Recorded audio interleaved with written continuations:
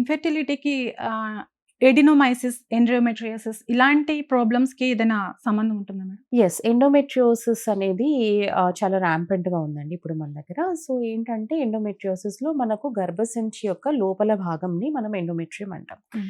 అది పీరియడ్స్‌లో ఏంటంటే ఒక్కొక్కసారి ఆ ఎండోమెట్రియల్ టిష్యూ అనేది అబ్డామినల్ క్యావిటీలో ఎళ్లి ఇన్‌ఫ్లమేషన్ అంటే ఈ మెడికల్ టర్మినాలజీలో ఇన్‌ఫ్లమేషన్ అనేది కాజ్ చేసి ట్యూబ్స్‌ని పాడు చేసే అవకాశం ఉంటుంది. ఓవరీస్‌ని గూడా డ్యామేజ్ చేసి ఎగ్స్‌ని డ్యామేజ్ చేసే అవకాశం ఉంటుంది. ఓహ్! సో, ఇలాంటి సందర్భాల్లో ఏంటంటే చాలా వరకు ఎండోమెట్రియోసిస్ ఉన్నవాళ్ళు, అడినోమైసిస్ ఉన్నవాళ్ళు పెయిన్‌ఫుల్ పీరియడ్స్. వాళ్ళకి చాలా సివియర్ పెయిన్ ఉంటుంది పీరియడ్స్ టైమ్‌లో. హ్మ్. ఎక్సెసివ్ పెయిన్ నాట్ అంటే సింపుల్ టాబ్లెట్ ఏసుకున్న రిలీవ్ చేయనంత పెయిన్. ఇంటర్‌కోర్స్ సమయంలో గూడా పెయిన్ ఉండవచ్చు.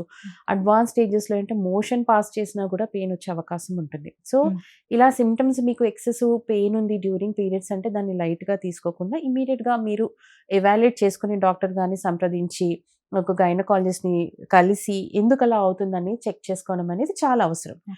సో, ఈ ఎండోమెట్రియోసిస్ సమస్య ఉన్న వాళ్ళలో ఓవరీస్‌ని అది ఇన్‌ఫ్లమేషన్ డ్యామేజ్ చేస్తుంది కాబట్టి ట్యూబ్స్‌ని, ఓవరీస్‌ని వాళ్ళలో ఈ ఇన్‌ఫర్టిలిటీ సమస్య అనేది చాలా వరకు ఉంటుంది.